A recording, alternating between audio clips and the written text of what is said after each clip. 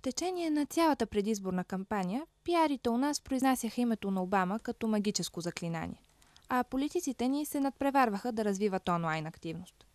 И ако някога сте се питали коя е любимата поп-група на Сергей Станишев или какво прави Емил Кошуков в момента, техните профили във Фейсбук не оставиха нищо скрито. Политиците се опитаха да влязат в образа на хора като нас. Размиха се границите между частно и публично, дом и политика. Какво може да накара Иван Костов да качи в интернет черно-белите снимки от младостта си? Вие не вярвате на човек, който някак си не познавате. Понеже там физическото присъствие го няма, понеже хората присъстват с снимки, с текстове и така нататък, затова трябва да има някакви други форми на генериране на доверие. Едно от тях е, да кажем, отдавна да си там, да си присъстваш. Другата е очевидно, нали? Ти да си много, да представиш някакви много лични неща, много съкровенни.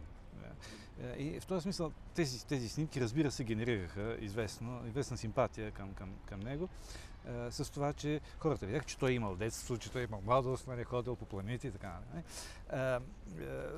Това е част от принципа на мрежата. Много силно, много голяма е ролята на личното, на частното, в някакъв смисъл. Големият въпрос обаче е доколко неподправен, автентичен образът, който политиците ни представят.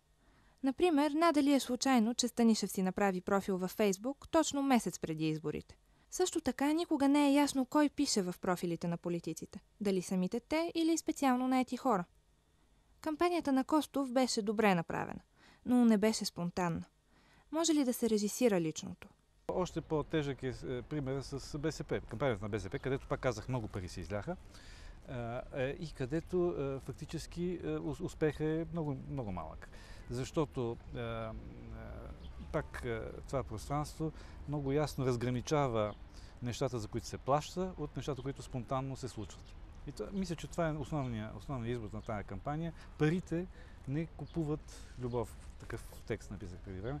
Този граждански подем, който видяхме на тези избори, много силно морално мотивиран, между другото, показа и това, до голяма степен разграничи професионалната реклама, това, което е платено и до което ние идентифицираме като платено, от това, което някакси спонтанно се поде. И тук е и новия фронт, новата битка от тук нататък. Един от най-популярните аматьорски жанрове в сайтове като VBOX 7 е любителският рап на политически теми. Във Фейсбук най-успешната кампания, наложена от самите потребители, беше за насърчаване на гласуването. Около този лозунг "Аз ще гласувам на изборите", в Фейсбук се обединиха над 80 000 души. Беше създадена и една специална група, която се опитваше да постави рекорд, така да се каже, в активността по време на избори. Друг е въпросът обаче, че самото партийно присъствие в Фейсбук не беше на нивото, на което би могло да се очаква. Как бихте коментирал феномена с партията на зелените, която имаше много силна поддръжка в интернет, но реално не получи голям брой гласове на изборите? В Фейсбук партията на зелените наистина има рекорден брой поддръжници. Те имат около 5000 почитатели, докато партията на победителите на ГЕРБ има много по-малко фенове в Фейсбук. Те разполагат с около 3000 души, които ги подкрепят и въпреки това спечелиха изборите. И струва ми се, че именно тук в това разминаване ние можем да открием все още слабата роля на интернет. От друга страна, интернет изигра роля с това, че усили послания, които бяха пуснати в пространството. Например, прочутия клип на Ахмед Доган. Той нямаше да се види от толкова много хора, ако не беше качен веднага в YouTube, разпространен, препращан. Всеки, който поиска, можа да го види. Интернет се явява като алтернатива на традиционната журналистика.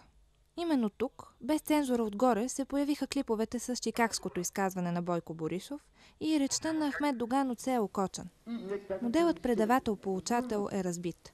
Информацията се предава един на друг, от линк на линк. Да препратиш един пародиен, забавен клип на дадения политик, в някакъв смисъл работи за него. И господин Борисов, който спечели изборите, всъщност е основният персонаж в интернет пространството на пародиране от една страна, от друга страна на възхвала, на уважение. Но така или иначе различни страсти около него текат, което означава, че няма човек, който да е безразличен към него. Значи лакмуса, който имаме тук, за да разберем кой е успешен в интернет пространството, не е просто за кой се казват хубави неща, а за кой се казват натоварени с емоции неща. Всяко послание в интернет ражда и свое антипослание.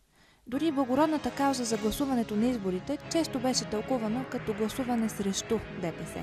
Този негативизъм в интернет не е самоцелен. Ако го погледнем на политическо ниво, той беше израз именно на това разочарование от недостатъчното темпо на реформите и от забавянето на всички тези позитивни развития, които очакваме да се случат в България. Така че може да се каже, че парадоксално негативното в интернет всъщност е позитивно, тъй като то е за подкрепата и за промяната.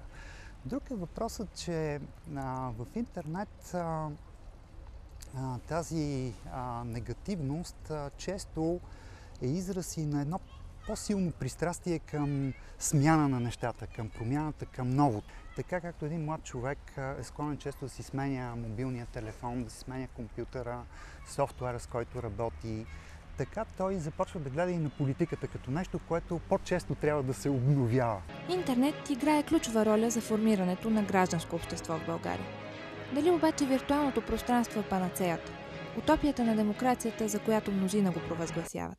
От една страна много хубави неща за демокрацията се случват, много се разширява базата на хората, които участват, но от друга страна слиза нивото, започва да изключително много аматюризъм да има, много започва да има такива процеси, стихийни процеси от типа на слуховете, от типа на небивалиците, които протича нещо в интернет, което заразява хората като някаква кауза, някаква много важна морална теза и изведнъж обръщаме се назад и виждаме, че това са някакви глупости. Евровизията, кой пял, кой не пял. Някакви такива неща, които изведнъж събуждат страшно много енергия и които много бързо очумяват и има опасност те да подменят сериозния дневен ред на обществото. Тази годишната кампания беше генерална репетиция на това, което ни чака на следващите избори. Фейсбук и интернет влияе на един все още сравнително малък сегмент при формирането на решение за това кого да се гласува, но този сегмент е